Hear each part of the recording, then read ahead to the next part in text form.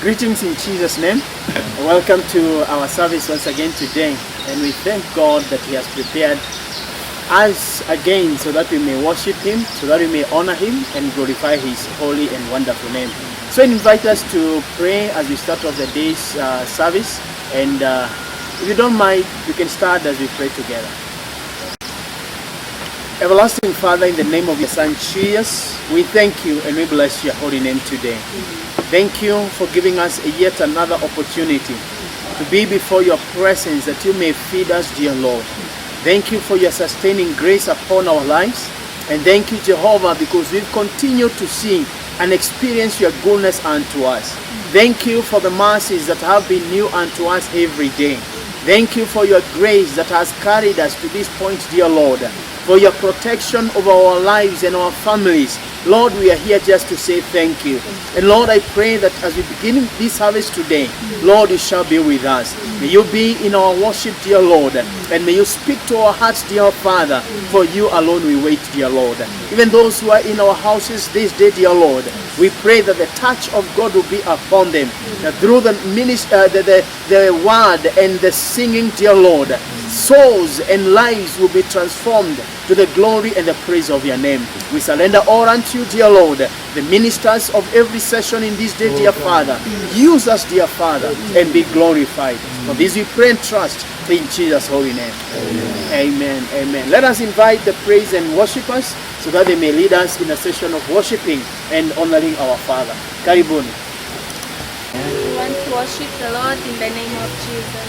Let's go before the Lord and start glorifying His name in the name of Jesus. Yeye ni Mungu ajabu, ameinuliwa juu sana. Hakuna Mungu mwingine kama yeye. Father, we worship your name. We lift your name high, oh God. Tunakuheshimu siku ya leo, Mungu wetu. Wewe ni mfalme wa wafalme, Mungu wetu. We worship you, dear Lord. We give you glory, we give you glory, Lord. We give you glory in the name of Jesus. We love you, we love you, we love you, Jesus. We love you, King of all the glory. Asante Yesu, wewe ni mwaminifu sana, wewe ni mwema katika maisha yetu, katika jina la Yesu. Oh, nedagotea,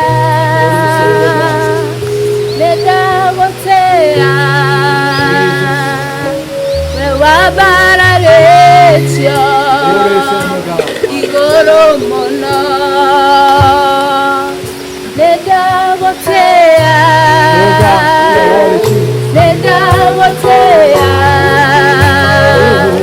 bakaina merera, wemode, nedagotea,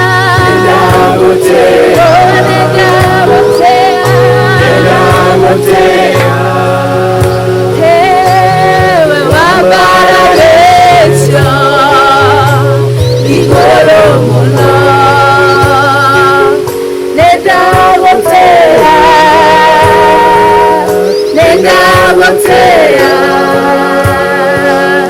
takoina merera, wemode, oh nedagotea,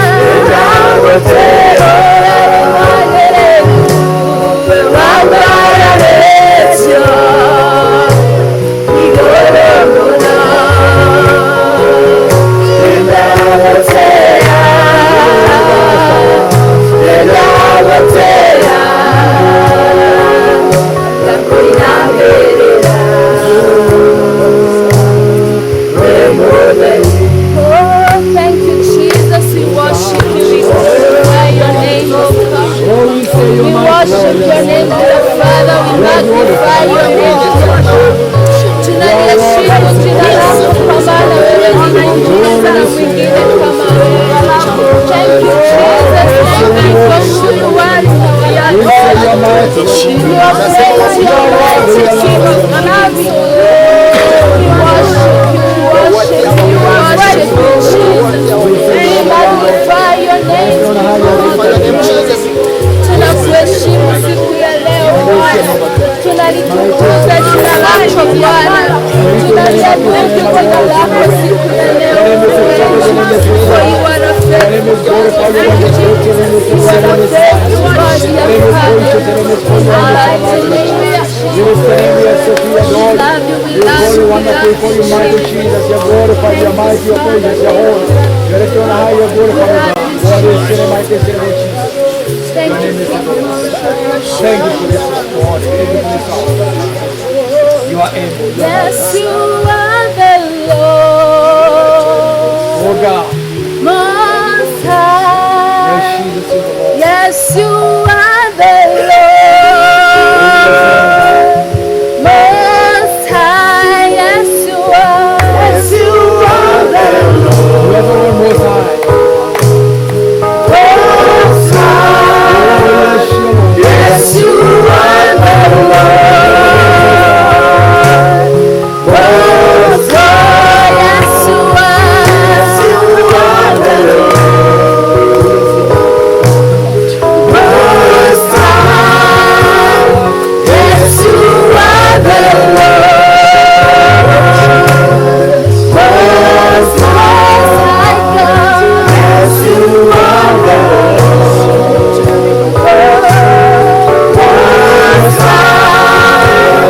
Yes, you are the Lord. Most high. Wewe ni Mungu mkuu.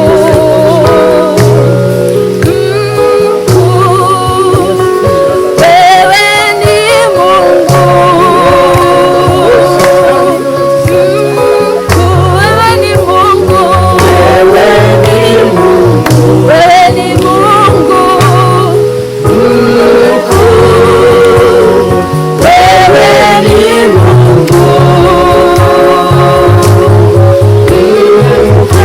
ni Mungu. Wewe ni Mungu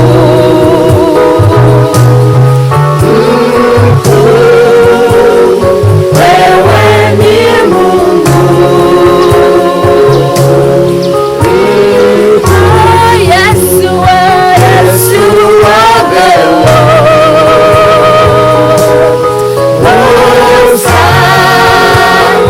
Yes, you are the Lord. Most high. Yes, you are. Yes, you are the Lord. Glorify the Lord. Most high. Yes, you are the Lord. Most high. Yes, you are. Yes, you are the Lord. Yes, you are. Most high. Yes, you are the Lord. Most high. Yes, you are. Thank you, Jesus. Most high. Yes, you are the Lord. Most high. Let's glorify the Lord wherever you are in the name of Jesus. He is highly lifted up.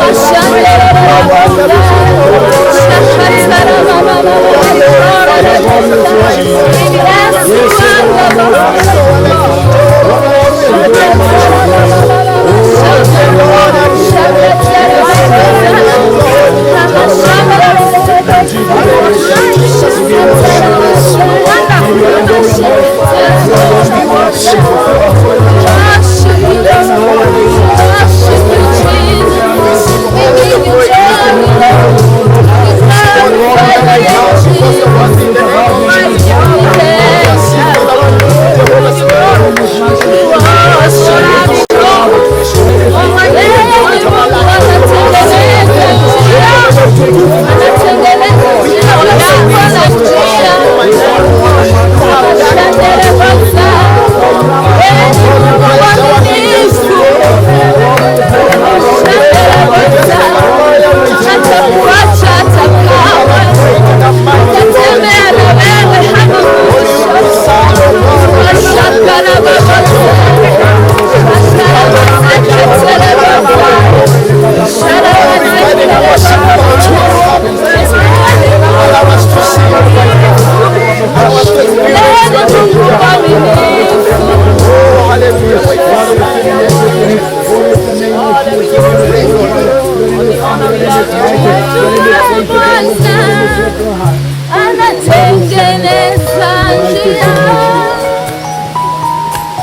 anatengeneza njia kwa ajili yako.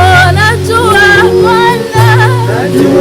Bwana, anatengeneza njia, anatengeneza njia kwa ajili yako. Najua Bwana, anatengeneza njia, anatengeneza njia kwa ajili yangu. Najua Bwana, anatengeneza njia, anatengeneza njia kwa ajili yangu. Najua Bwana, anatengeneza njia, anatengeneza njia kwa ajili yangu. Tunaamini ya kwamba Bwana anatengeneza njia kwa sababu yako na kwa sababu yetu sisi wote. Wakati huu tunapotafakari, hata tunapoabudu, mwandishi wa Zaburi in Psalm 61 verse number 2, the Bible says, "From the end of the earth I call to you. I call as my heart grows faint. Lead me to the rock that is higher than I." And I know tumepitia katika hali za kuyumbayumba, tumepitia katika hali tofauti. And one prayer I want us to pray for ourselves and even for the person that you can, the Spirit of God will quicken you to remember, is that when all these things are happening and we tend to grow weary, lead me to the rock that is higher than I. When things are coming the way they are coming, it is a prayer we need just to tell God, lead me to a rock that is higher than I. The person that the Lord will instill in your spirit, just pray for them, ya kwamba Mungu atawaelekeza na wawekeze kwenye mwamba ambao uko juu yao, ambao ni Kristo Yesu. So therefore, just take a moment and just go before the Lord with this one prayer. Lead me to the rock that is greater than I. Father, this is our prayer today. Lead me, oh Lord, to the rock that is higher than I. The rock that is higher than we. Rock that is higher than all that is surrounding us. And Father, we worship you. You are our refuge. You are the strong tower. The righteous run unto you. And Lord, they receive their healing. And because you are the rock, the greatest strong tower, Jehovah, we pray, the wewe uliye mwamba imara, utasimama katika maisha ya watu wako. Watakuona mfalme, tutakuona mfalme, tutatoa ushuhuda, maana Yesu anatusaidia kusimama katika mwamba, ngome iliyo imara, ngome iliyo juu yetu katika Kristo Yesu. Naombea kila mmoja wetu, ili Yesu kaweza kutuinua na lift us, dear Lord. You raise us, Jehovah, today to the rock that is higher than I, the rock that is higher than our abilities, the rock that is higher than our limitations, the rock that is higher than any kind of situation, the rock that is higher than any defined sickness, because you are great and you are mighty. Thank you, righteous Lord, because you are great and you are mighty. I pray, Jehovah, Father, for every person who is watching us this day, dear Lord, lead them up, oh God, to a rock that is higher than themselves, a rock that is higher than their financial situations right now. The Lord, you will raise Jehovah to experience your power, Lord God Almighty, beyond measure, beyond the ability to take, in the name of Jesus Christ. Thank you, Jehovah, Father, because the rock is very strong, the rock is firm. We going to stand under your covering, because we are walking under the rock that is higher than us, for you are good and you are mighty. bless you, righteous Lord. You are our refuge, a strong tower against our enemies. You are a strong tower against our enemies. Jehovah, the enemy of sickness, we rising above these, oh God. The enemy of blood, Jehovah, we are rising above these because we have you, our refuge. The rock that is greater than our today. The rock that is greater than our now. I bless you, Jesus. And Lord, we honor you. We bless you, Jehovah. And Lord, we honor you. Lord, we praise you. We honor you, Jesus, because you're great and you're mighty. You could be in your house. Labda uko katika nyumba yako, umeona umefinyika sana, unatumaini hata la kesho. Tunakuletea Mungu na Yesu wetu ambaye anaweza. Na ningetaka tuamini kwa pamoja ya kwamba Mungu anaingilia katika ile hali uliyo ndani yake. He is a strong tower. He is our refuge. He is a strong tower where the righteous run and get their safety. So today, God is coming to visit you in the situation that you are in. Trust in Him even as we pray together. You can just tell God something about your situation because He knows and He understands. If you have provision, He is Jehovah Jireh. Be it sickness, He is Jehovah Rapha. Be it lack of peace, He is a Prince of Peace, and He has come for you that you may walk in freedom. Shall we pray together? Eternal and everlasting Father, we thank you. Thank you, Lord. You are our rock and our refuge. Jesus, you know us and everything that we go through. And Lord, this day you know the situation of your children. And that is why we surrender ourselves unto you. We give you glory because you are intervening, Jehovah. By the power in your name, Jehovah, you are coming to intervene. You're bringing healing today. You're bringing provision today. You're bringing peace in the rooms and the lives of your children to the glory and honor of your name. Thank you, righteous God. You who is our peace. We thank you and we wait on you. You are our refuge. And whenever we are faced by challenges, we choose to run to you. We choose to come to you, dear Lord. More so this morning, we pray that you have your way. Lord, in this house, come and reign in our brother's life. Intervene in their situation. Lord, as these women trust you, come and see them through, Jehovah, and God be glorified. Mighty Father, I pray for calmness even upon our children. The Lord, they will know and obey their parents, dear Lord, under the covering and the guidance of the Holy Spirit. May the power of God rule in our homes, dear Lord, giving us peace, giving us oneness, giving us unity, all to the praise and glory of your name. We declare today, Jehovah, that you are releasing a new testimony upon thy children. Father, we shall hear of the great doings upon your children today, because there shall be healing, there shall be miraculous provision, there shall be the power of God moving in our rooms today, and God, you shall be glorified. Thank you for the minister of your word, and even the ministers through singing, dear Lord. We bless them with the anointing from on high. As they continue, Jehovah, be with us and be glorified. For this we pray and trust in Jesus' holy name. Amen. Amen. The Lord loves you and the Lord knows you. Kindly join us as we praise God because He has done it for us. He has done it for you. And therefore let us celebrate and praise our living God. Karibuni. Hallelujah. Bwana Yesu asifiwe. Amen. Yeah. We worship you, Yes. Jesus.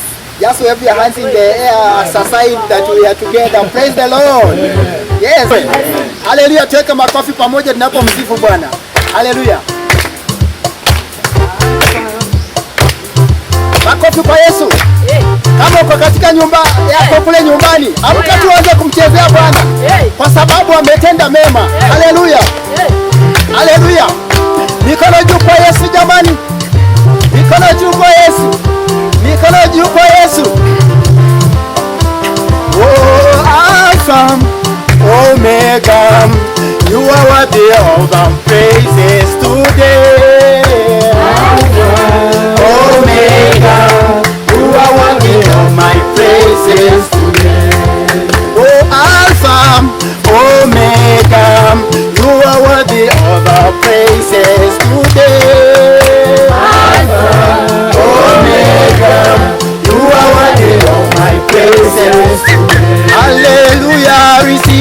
praise, oh Lord. Receive our praise, oh Lord. Hallelujah. Blessings and honor we give unto you. Receive our praise, oh Lord. Receive our praise, oh Lord Jesus. Receive our praise, oh Lord. Hallelujah. Blessings and honor we give unto you. Receive our praise, oh Lord. Oh Alpha, Omega, you are worthy of my praises today. Alpha, Omega, you are worthy of my praises today. Oh Alpha, Omega, you are worthy of my praises today. Alpha, Omega, you are worthy of my praises. Hallelujah, receive our praise, oh Lord. Receive our praise, Hallelujah, oh Lord. hallelujah. Blessings and honor we give unto you. Receive our praise, oh Lord. Receive our praise, oh Lord Jesus. Receive our praise, oh Lord. Oh, hallelujah. Blessings and honor we give unto you. Receive our praise, Can we dance for the Lord jamani? Just tell Yesu. Hallelujah. Woo! Chukua mziki wa Yesu pole pole. Kwa sababu ya mengi ambayo anaendelea kutenda. Hallelujah. Cheza. Cheza. Aya, rukia Yesu jamani, rukia Yesu kwa sababu ya ukuu wake. Ruka, ruka, ruka, ruka. Wapi shangwe na vigelegele kwa Yesu. Hallelujah. Oh, we have come to say you are holy. we have come to honor you. We have come to say you are holy. We have come to honor you. Jesus, we have come to say you are able. We have come to honor you. We have come to say you are able. We have come to honor you. Father, we have come to say you are holy. We have come to honor you. Jesus, we have come to say you are holy. We have come to honor you. Jesus, we have come to say you are wonderful. We have come to honor you. We have come to say you are wonderful. We have come to honor you. Oh, you receive our praise, oh Lord. Receive our praise, oh Lord. Hallelujah. Blessings and honor we give unto you. Receive our praise, oh Lord. Receive our praise, oh Lord Jesus. Receive our praise, oh Lord. Hallelujah. Blessings and honor we give unto you. Receive our praise, oh Lord. When Jesus came down, Came down from heaven. when there was never He landed in Israel. when there was trouble, Came down to Africa. so we must praise Him. Praise Him in an African way. So we must praise Him. Praise Him in Nataka an kwenda kule Western kidogo. Hallelujah. When Jesus came down, Came down from heaven. when He landed, He landed in Israel. when there was trouble, He came down to Africa. so we must praise Him. Praise Him in an African way. Hebu tuweke mabega tu pole pole. Mabega ya Yesu jamani. Weka mabega kwa Yesu, cheza tu pole pole. Twende pamoja hivi. Woo! Twende pamoja. Haleluya.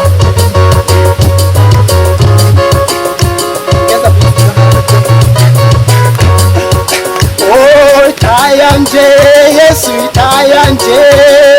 Tayanje, Yesu tayanje. Tayanje Yesu tayanje. Yesu mwana wa Nyasaye Tayanje, hakika tayanje Yesu tayanje. Tayanje Yesu tayanje. Tayanje Yesu tayanje, Yesu mwana wa Nyasaye tayanje, hakika tayanje, Yesu tayanje, tayanje, Yesu tayanje, tayanje, Yesu tayanje, Yesu mwana wa Nyasaye. Kila mtu ruka hivi kwa Yesu jamani.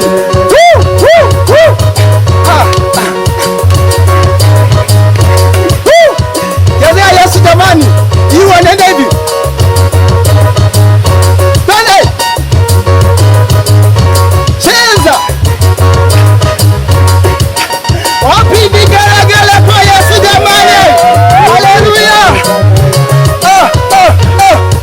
Cheza, cheza, cheza. Mikono juu kwa Yesu, mikono juu kwa Yesu, twende. Wapi vigelegele kwa Yesu.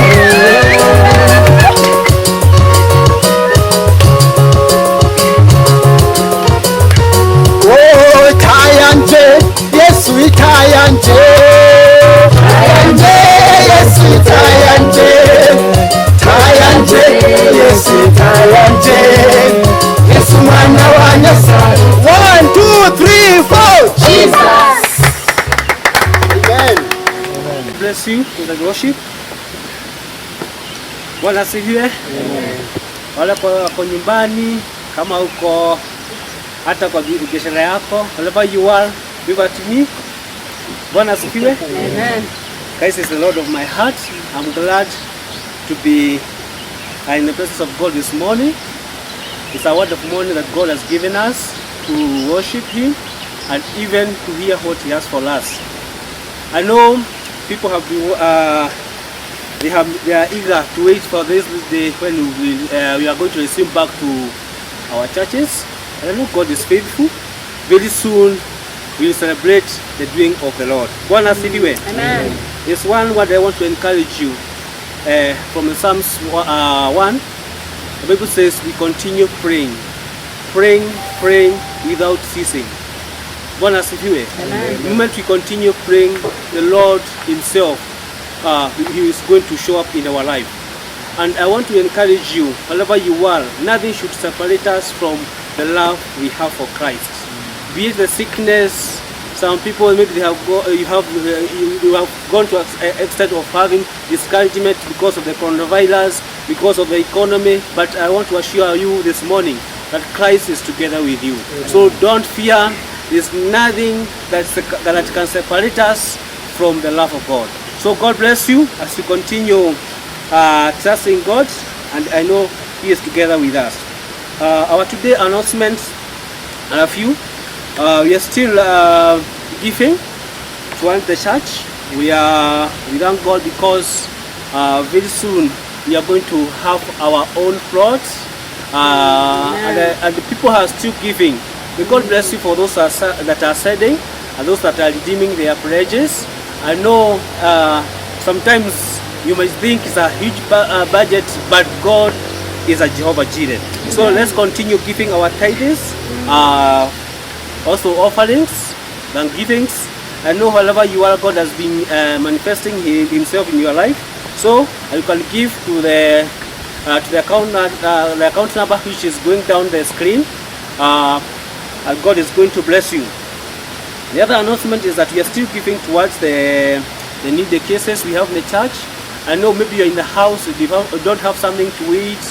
Please meet or call your sales leader and make sure you give him or her your name, because we have the food in the church. People are still giving, and for those that are giving, may the Lord continue blessing you. And I know those who bless others will also be blessed once again. The other announcement is that we are continuing praying for the church, for those that are still praying for the morning watches. I know that those have been waking up really early in the morning to pray, as the Bible says in Psalms 5. If you read Psalms 5, there actually the verse 2, they talk about, I usually pray in the morning, I give everything to God and He answers. So let's continue praying. We realize really in the morning, and let's continue praying for the church. And also have been reminded by the intercessory department that we should not have the spirit of fear. That's what the devil is just putting all aloud, the spirit of fear. No, we should not fear. Christ is together with us. Let's continue praying for the church, for the land of Kenya, and even to the entire world. So God bless you even as you continue watching, and as you prepare yourself for the word that God has prepared for us this hour. So at this time I want to invite our pastor, Stephen Devo, so that he can usher in the man of God. God bless you. And we bless the Lord for this great opportunity. And I think the words of Paul to the church in Corinthians, first chapter 15 and verse 57. You know, stand firm, brother and sister, wherever you are. Let nothing move you. And let us not also give up in the service and the work of the Lord. Because whatever we do is not in vain. So just taking a phone call to encourage somebody, texting somebody, giving a word of hope. If you have something extra, sharing with your neighbor or someone who doesn't have, kindly, let us not tire in doing what is good. But above all, let us stand firm and let nothing move you in the Lord. So this is how we want to receive the word of the Lord. And we thank God. I know in your house, you lady, with your Bible, with your notebook, and everything is settled at this moment so that you may receive the word that God has for us. So we are still continuing with the series in the book of Revelation, and it is a great time, you know, to reflect on the things that were prophesied, the things that are yet to come. And therefore, the joy of the Lord, why don't you celebrate the Lord as we invite our daddy, the prophet of the house, to share the mind of Christ together with us. Welcome, Dad. We want to thank God that we are here one more time. Tunataka kushukuru Bwana tuko hapa wakati mwingine tena. That we may be able to hear the oracles of the Lord. Ili tukasikia wasia wa Bwana. And I want to appreciate each one of you. Nataka kusema asante kwa kila mmoja wenu. The way you have continued to stand for God. Venye mmeendelea kusimama sababu ya Mungu. Even in this time of crisis. Hata wakati wa janga. Where the churches have been crossed. Wakati makanisa yamefungwa. You have been there persisting and moving on. Umekuwa pale ukisisitiza na kuendelea mbele. Having your fellowship with God. Ukiwa na ushirika wako na Bwana. And walking with God. Na kutembea na Mungu. And studying for God. Na kusimamia Mungu. Praise the Lord. Amen. So this is something just showing us that when the church goes to heaven, and in case you are left, hii ni jambo la kutuambia kanisa ikienda mbinguni na ukiwachwa bahati mbaya. You have a time, we shall be seeing, you have a time to fellowship yourself. The way people are fellowship with themselves. Utakuwa na wakati wa ushirika wako mwenyewe. I want to thank God kwamba you not be left. Lakini nashukuru Bwana utabaki. Because you are one who is preparing yourself. Sababu ni mmoja anajiandaa. When the church is being raptured, kanisa inaponyakuliwa, you'll be among the number. Utakuwa kati ya ile idadi. Go in the first flight. Ambayo itaenda katika safari ya kwanza. That's my prayer. Na hiyo ndio ombi langu. You'll be able to be taken in the first flight. Uende katika safari ya kwanza. It is also my desire. Pia ni matamanio yangu. When he comes, I'll go in the first flight. Akija niende safari ya kwanza. And not be left. As you see, chapter 7, chapter 8. Na nisibaki kama vile sura ya 7 na 8 yasema.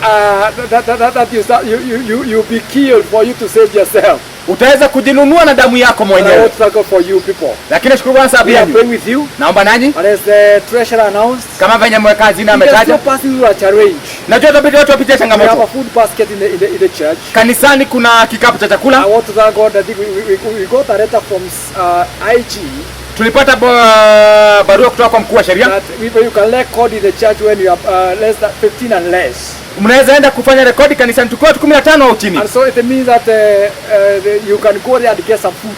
Kwa hivyo inamaanisha unaweza enda pale na upate chakula. So long as you are keeping the social distance. Iwe tu kwa ile hamkaribiani. So long as you are taking care of yourself. Iwe tu unajiangalia. Praise the Lord. Amen. It is important to take care of ourselves. Ni muhimu pia kujiangalia. So that this plague will not affect many people. Hii janga isiwaambukize wengi. But I want to thank God. Nashukuru Bwana. That Jesus Christ is still on the throne. Yesu Kristo yuko katika kiti chake cha enzi. I see signs for us going back to the church. Naona ishara zetu za kurudi kanisani. These kind of openings are signs for us. Hizi kufunguliwa ni ishara kwetu. We are going back to the church. Turudi makanisani. And we shall rejoice and praise the Lord together. Na tutafurahia na kusifu Bwana pamoja. But even now in your house. Hata sasa nyumbani mwako. Continue to praise the Lord. Endelea kusifu Bwana. Praise the name of the Lord. Amen. You know, because when you get connected to God. Ukiunganishwa na Mungu. You know, something God was ministering to me this week. Kitu Bwana alikuwa anihudumia wiki. You know, when you are close with him. Ukiwa karibu naye. When you have that closeness with God, you are walking together with him. Ukiwa na ukaribu na Mungu watembea naye. There are benefits that are there. Kuna manufaa yaliyoko pale. Praise the Lord. Amen. There are benefits that you get. Kuna manufaa unayoyapokea.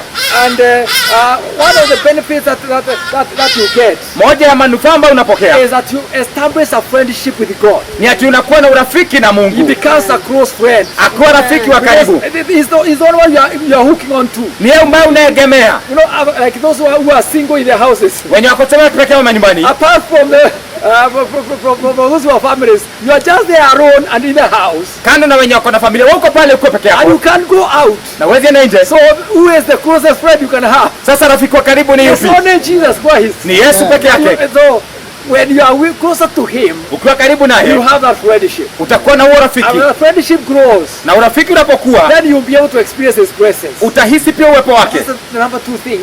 You know, the benefits of being close to him. Manufaa pia kwa You karibu will naye, experience his presence. utahisi uwepo No wake. wonder Moses said, Musa I akasema, will not leave this place siondoki mahali hapa unless your presence goes with mpaka me. uwepo wako uandamane nami. I pray we as a church, Naomba sisi we kama shall kanisa desire the presence of God. tatamani uwepo wa When the Mungu. presence of God comes in our lives, Uwepo wa Mungu katika maisha the yetu, spirit of fear will go. roho ya hofu And we itaondoka shall grow in the Lord. na tutakuwa ndani ya Praise the Bwana. name of the Lord. Amen. We began a service. Tulianza funzo, The events of the second coming of the Lord Jesus Christ. matokeo ya kurudi kwa Yesu kwa mara And we ya have pili, really moved. na And tumeendelea. I want to thank God Nashukuru Bwana, that even the situation that came hata hii hali ambayo imekuja has caused us to record all that we have been sharing. imetufanya hata kurekodi yale ambayo And ilikuwa go ifanyika. back and give yourself a time just to listen to all the messages. Una wakati sasa unaweza narudi uangalie ile ujumbe zote ambazo One day you zimekuwa. can decide I'm going just to sit in a field or somewhere. Unaweza amua utaketi tu mahali, Beginning from lesson number 1. uanze somo la You kwanza, go to lesson number 2. uende kwa somo la pili, Lesson number 3. somo la tatu, Lesson number 4. somo la nne, Lesson number 5. na la tano. As we come to lesson number 6 today. Tunapoenda kwa somo la sita leo, Praise the name of the Lord. Amen. And you'll be able to learn a lot of things. na utasoma mambo mengi. We are doing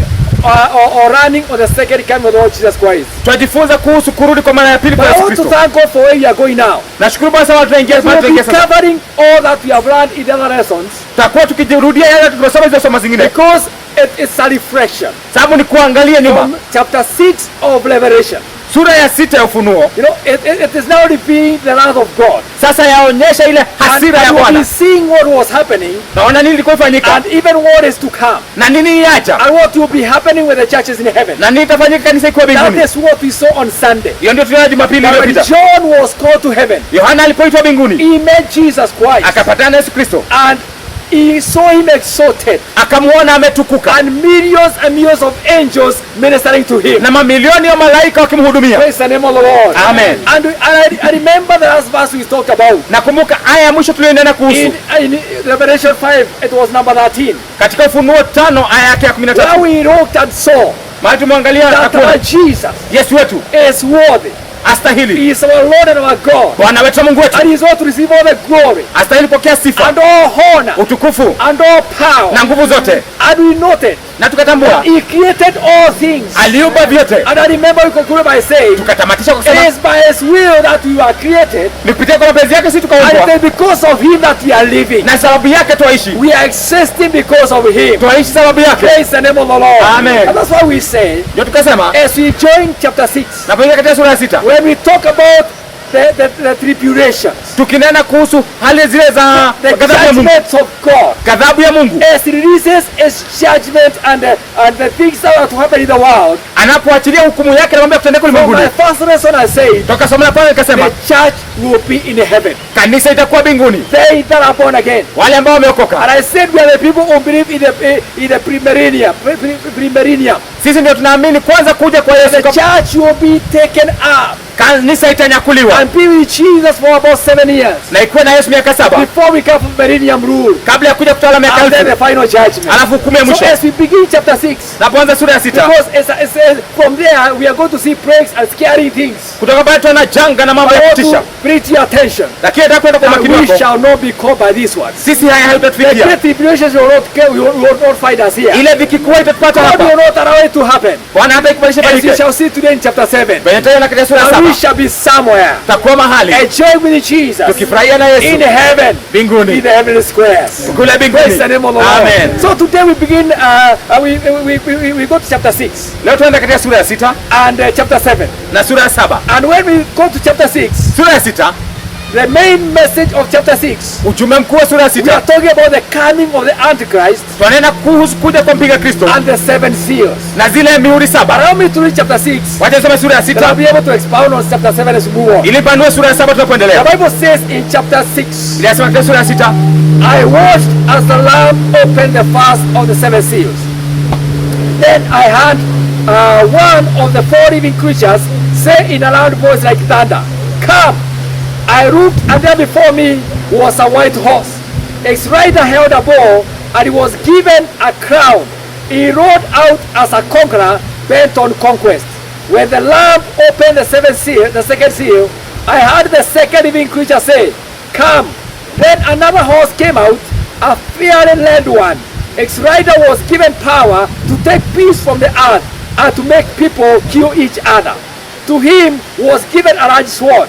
When the Lamb opened the third seal, I heard the third living creature say, "Come." I looked, and there before me was a black horse. Ex-rider was holding a pair of scales in his hand. Then I heard what sounded like a voice among the four living creatures saying, 2 pounds of wheat for a day's wages, and 6 pounds of barley for a day's wages, and do not damage the oil and the wine. When the Lamb opened the fourth seal, I heard the voice of the fourth living creature say, "Come." I looked, and there before me was a pale horse. Its rider was named Death, and heads were following close behind him. They were given power over the fourth of the earth to kill by sword, famine, plague, and by the wild animals or wild beasts of the earth. Number 9, when I opened the fifth seal, I saw under the altar the souls of those who had been slain because of the word of God and the testimony they had maintained. They called out in a loud voice, "How long, sovereign Lord and holy and true, until you judge the inhabitants of the earth and avenge our blood?" Verse 11. Then each of them was given a white robe, and they were told to wait a little longer until the full number of their fellow servants, their brothers and sisters, were killed just as they had been. I watched as he opened the sixth seal. There was a great earthquake. The sun turned black, like sackcloth, made of goat hair. The whole moon turned blood red, and the stars in the sky fell on earth. And figs dropped from a fig tree as figs drop from a fig tree when shaken by a strong wind. The heavens receded like a scroll being rolled up, and every mountain and island was removed from its place. Then the kings of the earth, the princes, the generals, the rich, the mighty, and everyone else, both slaves and free, hid in caves and among the rocks of the mountains. They called to the mountains and the rocks, "Fall on us and hide us from the face of him who sits on the throne and from the love of the Lamb." Then finally verse 17, "For the great day of the Lord has come, and who can withstand it?" Father, we thank you for your word. Baba, asante sababu ya neno lako. Use this scriptures to minister to us. Tumia maandiko kutuhudumia. Reveal the message of the hour to us. Tuvichulie ujumbe wa neno wa saizi kwetu. Teach us your word. Tufunze neno lako. Holy Spirit of God. Roho wa Bwana. Release the word. Achilia neno saizi. Use us, Lord. Tumie Bwana. As release the message of the hour. Unapoachilia ujumbe wa saizi. In Jesus' name we pray. Amen. Everybody says, Amen. We are in a series. Tuko katika funzo. And here we meet John watching Jesus. Hapa tunamuona Yohana akimtazama Yesu. Ready to open the seals. Tayari kufungua mihuri. To reveal the devastating end-time judgment on the world. Kufichua hali ambazo za kuangamiza ulimwengu. Remember in chapter 5. Katika sura 5. When John, when an angel challenged. Wakati malaika alimpatia changamoto. Who is worthy? Nani yastahili? To receive the scroll. Apokee ili and open its seal. Na afungue mihuri yake. We saw on Sunday. Tukaiona Jumapili. One of the elders. Mmoja wale wazee. He came and told John. Akaja kuambia John. Kuna the mmoja Lamb of God. Mwana kwa Lion of the tribe of Judah. Simba wa Daudi overcome. And I has triumphed. Na ameshinda. And he is able to do it. Na anaweza kuifanya. So here John looks at Jesus. Hapa Yohana mwanazama Yesu. Now doing his work. Sasa kufanya kazi yake. Praise the name of the Lord. Amen. What he was waiting to do. Kenya alikuwa atakufanya. Never we are born again. Bado tumeokoka. And he is our advocate. Na yeye ndiye wakili wetu. And now here. Na sasa yuko. He becomes the judge now. Sasa anakuwa wakili who know him. Kwa wale wamjua. Because he is the advocate. Sababu yeye ni wakili wao. So they will not be touched by this judgment. Hawatakuzwa na hizi mambo. They will be with him. No wonder the Bible says, don't you know, the righteous shall judge the angels. Praise the name of the Lord. Amen. So we shall be holy before his presence. As he opens these seals, we are there, watching our Jesus, doing his work.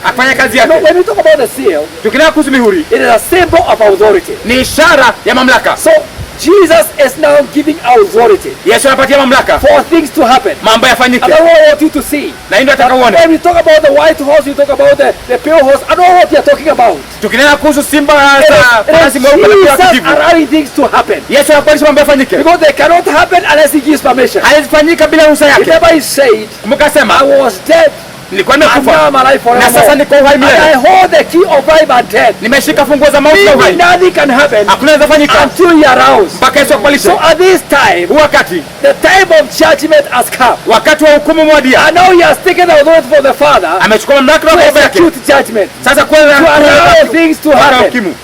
To allow things to happen. Akubalisha mambo yafanyike. Let me surprise you. Wacha kushangaze. Even the Antichrist Hata mpiga Kristo will only come atakuja when tu around akikubalishwa by Jesus Christ. na Yesu Kristo. Because of the love of God. Sababu ya It is Damu ya he Mungu.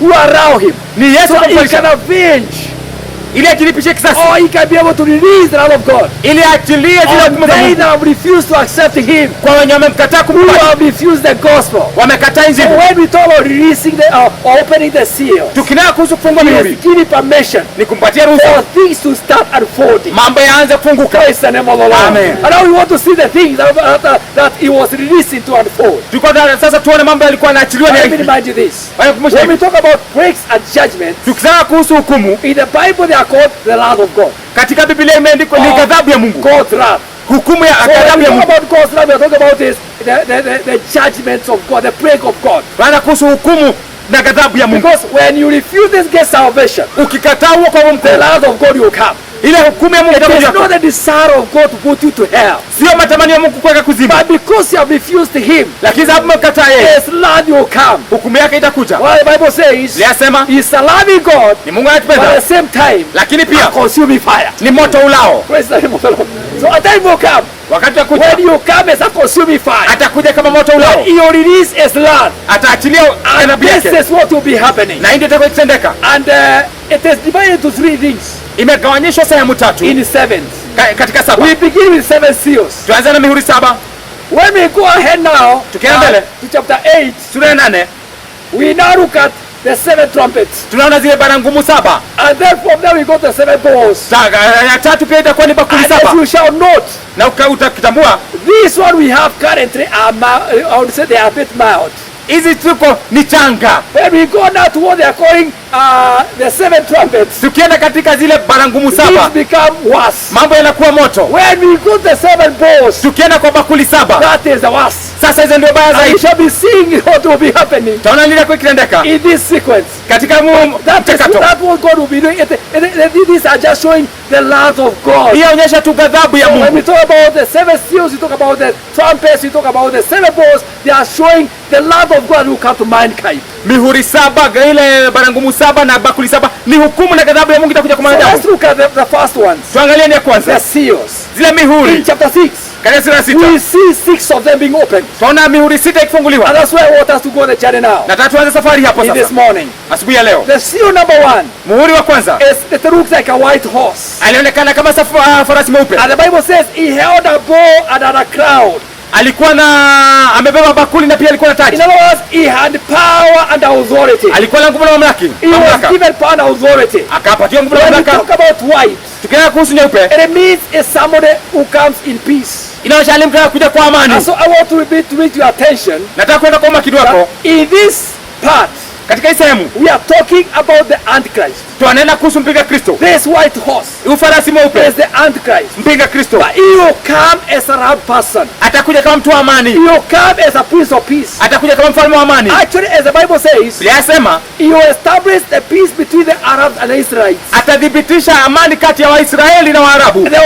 The Jews look at him Wayahudi and watamtazama see a man who has been sent of God. na waone Masihi. They will think he's a Messiah who has come. Wataona ni mtu ametumwa na Mungu. Praise the name of the Lord. Amen. Because at this moment of time, Huu wakati the world is waiting for our leader ulimwengu unagojea kiongozi who wa is ulimwengu well versed in economy, ambaye anajua vyema mambo ya uchumi, who can be able to make the economy of the world grow. anaweza tatua na afanye uchumi wa dunia And a ukue, peaceful person, na mtu pia wa amani, one who loves peace. mtu anapenda amani. And that's why when this guy comes, Huyu jamaa akija, when the peace treaty in Israel is signed, because they have been negotiating on it, wamekuwa akijaribu kujadiliana mambo ya amani Israeli, signing and then going back and signing. kwa kuweka sahihi, kurudi nyuma But na when kuweka this sahihi guy tena. comes, Lakini akija, he shall make sure he has established peace in Middle East. atahakikisha mashariki ya kati kuna amani. The Arabs and the Jews will live together. Wayahudi na Waarabu wataishi kwa amani. People are for somebody Watu watafuta to bring mwanadamu peace to the world, atakayeleta amani ulimwenguni, and somebody who is able to provide leadership. na mtu anaweza leta uongozi. So you come as a person Atakuja kama to mtu provide leadership, wa kuleta uongozi, and you come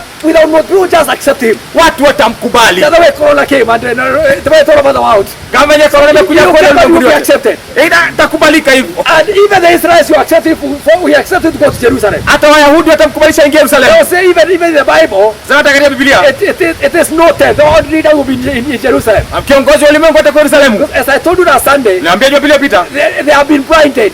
wamewekwa They pazia, have not yet known the actual truth. hawajajua kweli They halisi. know God the Father. Wajua Mungu Baba. I thank God for them. Nashukuru Bwana Because sababu the children of the promise. ni watoto wa ahadi. And wonder Romans 11 says, Warumi 11 when anasema Jesus comes Yesu anapokuja on Mount Zion, katika mlima Zayuni, the Israelites will say, Waisraeli watasema know the Messiah, Masihi wa and Mungu, all Israel will be saved. na Israeli yote We shall itaokoka. see it in chapter 13 and 14 Tayari sura 13 na on 14 what it means. yamaanisha nini? Praise the name of the Lord. Amen. So they will praise him, Watamkumbatia, and you come and be with him. watakuja na kuwa But naye, as we read kama vile tulisoma in Daniel chapter 7, katika Danieli 7, when he comes and he has established himself, akija ajidhibitishe, coming with authority, akija the mamlaka, world give him all the authority. ulimwengu ukimpatia mamlaka yote, After taking his possession in Jerusalem baada ya kuchukua nafasi yake Yerusalemu, and starting ruling the world. na aanze kutawala ulimwengu. Remember we talking about the European kingdom. Kumbuka ule mfalme wa He's Kiuropa coming from the north. anatoka kutoka When he kaskazini, takes his possession, akichukua nafasi the yake, Bible says, Biblia inasema after 3.5 years, baada ya miaka 3 he unusu will change and start oppressing the saints, and the Bible says, and defeating them. atabadilika na kuanza kufinyilia wateule na pia kuwashinda. Praise the Lord. You know, that was a good person, but he will start now fighting them. Sasa atawageuka. And thank God, Nashukuru Bwana, we were born again. si ambao We tumeokoka, will know the Lord. ambao tumjua We Bwana, shall be with Jesus, tutakuwa na Yesu, enjoying our wedding banquet of the Lamb. tukifurahia karamu ya This will mwana-kondoo. happen after we have left. Mambo yatafanyika tukiondoka. You come and change. The Bible says in Daniel chapter 7 Biblia inasema katika Danieli 7 and verse 25, aya yake 25, that you change set times and laws. atabadilisha nyakati na masaa na sheria. And the Bible says Biblia inasema the saints will be handed over to him, wateule watapatiana be ukwake, oppressed kufinyiliwa for a time, kwa wakati 2 times, nyakati mbili and a half time. na nusu You nyakati. remember what I said last time? Kanya nilisema When we talk about 2 times, tukisema nyakati, time, wakati and a half na time, nusu wakati me 3.5. ni miaka 3 na nusu. And those who are with me from all the time we began, Wenye walikuwa nasi toka we utangulizi, say when the Bible talks about 3.5 years, Biblia ikisema miaka 3 na nusu or 12-16 days, ama miaka or for the 2 1260, months, miezi 42 or half a week, ama nusu wiki, it means the same thing. yamaanisha jambo moja. And that is what will happen. Hiyo ndio Now itatendeka. when this guy comes Huyu jamaa akija as a prince of peace, kama mfalme wa amani, after 3.5 years, baada ya miaka 3 he na will nusu change everything. atabadilisha vyote. And that is when now you say, I must be worshipped. Sasa ndio atasema yeye aabudiwe, And he will be given power na atapatiwa nguvu by the devil himself na shetani mwenyewe and by the false prophet. na nabii wa uongo, And he will be conducting, the false prophet will do miracles. na nabii wa uongo hata kufanya miujiza. But thank God for they that know their God. Nashukuru Bwana kwa jana They will jambo, not agree to what you say. hawatakubali kile atasema. And more so, Hasa the Israelites. Waisraeli, Because the Jews know Wayahudi there is wanajua only one God. Mungu ni So mmoja, they will realize watambua this guy huyu jamaa is not the person we are waiting for. sio ambaye tulikuwa tunangoja. This is the person who has come to oppress us. Huyu amekuja So kutufinyia, they will reject him. watamkataa, And that's when the great tribulation will begin. na hapo ndipo dhiki kuu Praise itaanza. the name of the Lord. Let me say this, brethren. Wacha niseme hivyo wapendwa, And why we need to be ready. kwa nini tukawe tayari? If you read Daniel chapter 8 Ukisoma Danieli 8 and verse 23 to 25, aya yake 23 hadi it says 25, he only be revealed atafichuliwa tu. Biblia when inasema wickedness goes beyond limit. wakati maovu yatapita kikomo. And look at the world mechanically. Angalia ulimwengu wa sasa. And sometimes, although corona is from the devil, but I think God allow it hata kama korona ni ya shetani, to make sure people taste Mungu akahakikisha watu of the wataonja wrath that is to come. janga likujalo. If you look at what was happening in Italy, Ukiangalia kile kifanyika look Italia, at what was happening in New Zealand, look at in Poland and other big cities in this world. uangalie miji mikuu ulimwenguni, There is a lot of wickedness. kuna uovu mwingi. Go to Nairobi, Koinange, whatever you call it. Enda nao A utajionea lot of wickedness. uovu mwingi, And this has been growing. na hii imekuwa ikikua, Brothers killing one another. watu wakiuana Just because of simple things. sababu ya mambo You rahisi. can even look at it and see. Unaweza itazama na It is kuona, showing us that we are living in the time when the Antichrist is about to be revealed. inatuonyesha tunaishi wakati mpinga Kristo ako tayari kufichuliwa. And thank God, Nashukuru Bwana, we are about to be taken home. kwa karibu kwenda When we nyumbani. see these things happening, Tukiona mambo yafanyika, it is a sign to us. ni ishara kwetu. We are going home. Tuende nyumbani. So that is the first seal, Hiyo ndio muhuri wa the kwanza, white horse. farasi mweupe. Speaking about the Antichrist. Tukianza kuhusu The mpinga second Kristo, seal, muhuri wa pili, John looked at it, Yohana akaitazama, and it was signified by a red horse. ililetwa farasi mwekundu. And he says when this comes, Huyo akija you remove peace over the world. atatoa amani So ulimwenguni. the second seal of the red horse meaning lack of peace. Ile muhuri wa pili farasi mwekundu ni And kukosa the Bible amani. says this one when this calamity comes, Hii jangwa it ikija will cause people to kill each other. itawafanya watu wauane. Watch out this time that you see a brother killing another brother or robbers killing one another. It will be worse. Hizi itakuwa mbaya kuliko saizi watu It will be wanaona a wapenda global kuuana. thing.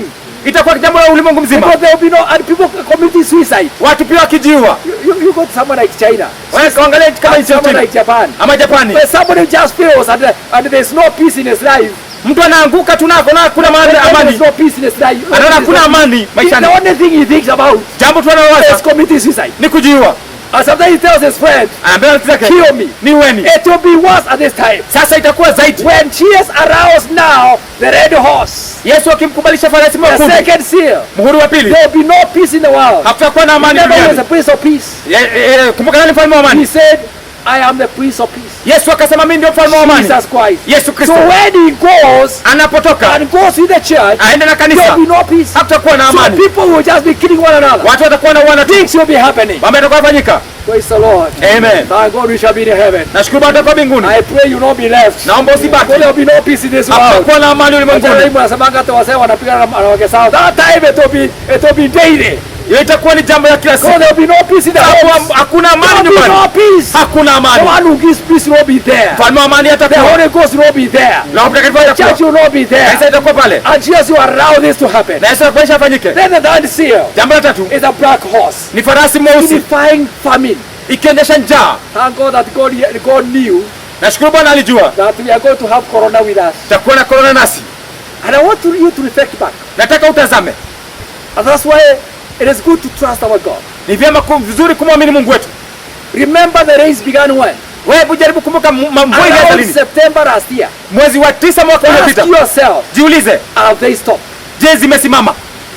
Those who look at things, Wale ambao utazama mambo, go look at seasons. wenye angalia majira, January, mwezi wa kwanza, February, mwezi wa pili, it was raining. bado kulikuwa na mvua. You know, God showing us Mungu akituonyesha that there are things to come, mambo yalikuwa yaje, that there will be food for people. lakini hakuna chakula kwa watu. Amen. Even when corona is there, there's food for people. Hata kama ikiwa kuna And chakula, even those in the house that you have no food, we will feed you. There's food. hata wenye kwa nyumbani wana chakula, Other kuna people chakula. are running from Kenya, bring cabbages. Go to Kangemi, cabbages 20 shillings. Na tuata katika sokoni Kangemi, Even the kabla pharaoh, not the Bob. chakula iko. God made sure food is there. Mungu akahakikisha chakula But at kitakuwa. this time, Wakati lakini where the church goes, kanisa ikienda, now that time the black horse will take his possession. farasi mweusi achukue nafasi yake. You'll be looking for food. You cannot buy food anywhere. Hakutakuwa na mahali pa kununua And the chakula other people will be just dying. na watu watakufa. You'll be throwing your money away. Pesa zako utakuwa Because you unazichukua. realize I have millions but I can do nothing. Unaona niko na mamilioni, hii ni saidi. This is the land of God. Hii ni janga na dhiki ya Ah, Mungu. God, we are here. Nashukuru tuko hapa. Rains can still come. Mvua bado The inaweza church kuja. can pray. Kanisa inaweza omba. Then the fourth horse, Farasi wanne, or the fourth seal. muhuri wanne, It talks about the fourth horse, ina kuhusu farasi the wanne, pale horse. farasi wa kijivu. And this one is a tough one. It is named death and hell. Huyu anaitwa mauti na kuzimu. Remember when we go to Revelation chapter 20, Tukiangalia katika Ufunuo 20 it says, yasema death and hell, kifo na mauti shall be put in the lake of fire. zitarushwa kwa ziwa la moto. At this moment, Na huu wakati death and hell, kifo na mauti na kuzimu. Jesus said, Yesu akasema, when I came out of the grave, nilipotoka mautini I hold the key of life and death. nimeshika funguo za uhai na uzima Death na and mauti. hell are my authority. Kifo na kuzimu ziko So chini ya he mamlaka yangu. says now, Asema sasa, I release death and hell. nimeachilia kifo na kuzimu. This is the worst thing. Hili mbaya zaidi. And he says, Na anasema, when I release this, nikiachilia hizi, actually almost a third of the world will die. thuluthi moja ya ulimwengu itakufa. He says, Asema, people will be killed watu watauawa by the sword. na upanga. That is wars. Hizo ni vita. People killing one another. Watu They wakiuana, will be killed by famine. watauliwa na Repeat njaa. again. Famine is repeated Njaa again. tena imerudi. Inaua watu. They will be killed by the plagues. Watauliwa pia na zile Worse mikurupuko ya plagues and maradhi. corona will come. Mipuruku zaidi ya korona itakuja. Praise the Lord. Amen. And then by wild animals. Na pia wanyama wa mwituni. No wonder this time I saw an episode this week Niona tokeo hii wiki.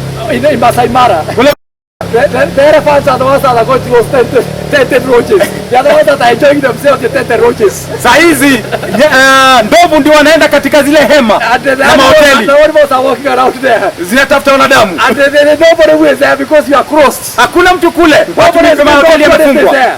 But this time, Lakini they will wakati not be going to enjoy themselves in the tent. They will be going to kill. ndovu wataenda kufurajifurahisha mahoteli, wataenda They will be kuua. around to kill. Watakubalishwa kuua. The wrath of God will have come. Dhiki ya Mungu itakuja It will be kuja. a worst time. Itakuwa wakati Praise mwovu the name of the kuishi. Lord. Amen. And that's why when you go to seek the 50 seal now, Tukienda katika Ufunuo 5, because remember there are 6 of them kumbuka mihuri ni 6 in Revelation chapter 6. katika Ufunuo 6. When we go to the 5th seal, Tukienda katika Ufunuo 5, because of what was happening, sababu yake ilikuwa inafanyika, we see the Christians, tunaona Wakristo because there are some who will be left. wenye watakuwa wamebaki, But when they are left, na wakibaki these calamities will come, hizi janga zitakuja and some of them will be killed. na wengine watauawa. When they are killed, Wakiuawa they will go under the altar, wataenda chini ya madhabahu and they will be crying na watakuwa and kilia, say, for how long mpaka lini shall this tribulation continue? hizi dhiki zitaendelea? And we see Christians now Tunaona Wakristo under the altar. walio chini ya madhabahu Ukiacha don't mind, ukiacha wewe tu, you'll be crying. Utakuwa under the, utauawa, na you'll be under the altar crying. utakuwa chini ya madhabahu kilia. But God will comfort you. Bwana Because atakufariji you agree not to take the number of the beast. sababu hautakubali kuchukua ile alama ya mnyama. God will comfort you. Bwana atakufariji. But then he tells them,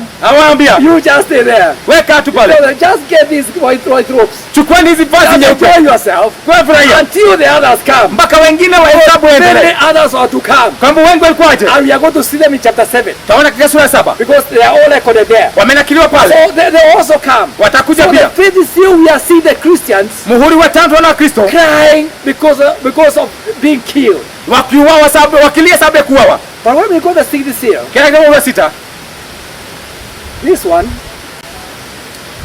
gives, when I was looking at it, nilipokuwa nikitazama, it gives an overview of the entire period of judgment, inaonyeshana kule ile wakati wote wa hukumu. which is yet to come. Because we are seeing stars falling from heaven, Tunaona nyota wakianguka kutoka mbinguni signifying God's love. zikionyeshana dhiki ya Mungu. This week, was it last week, we got, my wife was called from Kirinyaga.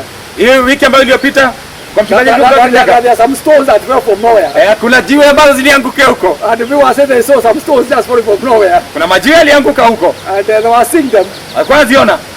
That is just a tip of the iceberg. Hiyo tu ni kionjo. Because when this permission is given, Hii ruhusa ikipatiana, the stars in heaven, nyota wa mbinguni, and sometimes I wonder, they are bigger, some stars are bigger than the earth. nyota karibu zote ni kubwa kuliko dunia. And then they'll be falling. Alafu zitakuwa I zikianguka. think it's a part of them. Nadhani ni sehemu yake. So John saw stars falling from heaven, Yohana akaona nyota wakianguka kutoka mbinguni, signifying the judgment of God. zikionyeshana hukumu ya Mungu. And when this happened, Na hii kitendeka, and look at what is happening even now. ona kinatendeka mpaka Look at sasa. the storms that are going on. Ona mafuriko ambayo The yanaendelea. way people are just caught unawares. Venye tu watu hata wajui. Floods are just coming and getting people unawares. Mafuriko yanakuja tu ghafla. Go to West Pokot. Enda pande za West Go Pokot, to Baringo. pande za Go Baringo, back to Jerry. hata Nyeri. Things are just happening. Mambo yanafanyika. The hills are coming down. Zile mire majanga kwa ardhi. I was thinking about the 6th seal, Nilikuwa naangalia muhuri wa 6. and we can see it. Remember those policemen who are in a vehicle. Ungekuwa kale maaskari walikuwa katika gari. May God keep them somewhere safe. Bwana hifadhi salama. If you are born again. Walikuwa wameokoka. Most of them went and died. Wangu walikufa. But just something happened. Kitu kilifanyika tu. And the mountain of the soil came and swept them. Na ikaja tu mchanga kutoka And now mlimani. it's a calamity in this country. Sasa ni janga nchini I want kwetu. you to look at these verses. Nataka waangalie The maandiko. Bible says the hills shall be removed. Nasema The milima mountains shall be itaondolewa. removed. Milima If itaondolewa. I was speaking this message to those guys, Kama ningekuwa na ujumbe they kwao, would understand. wangelielewa sema Because nini? some people saw a hill being removed Watu wakaona kilima kikiondolewa and carrying a whole secondary school na ikibeba shule ya upili yote and carrying people with it.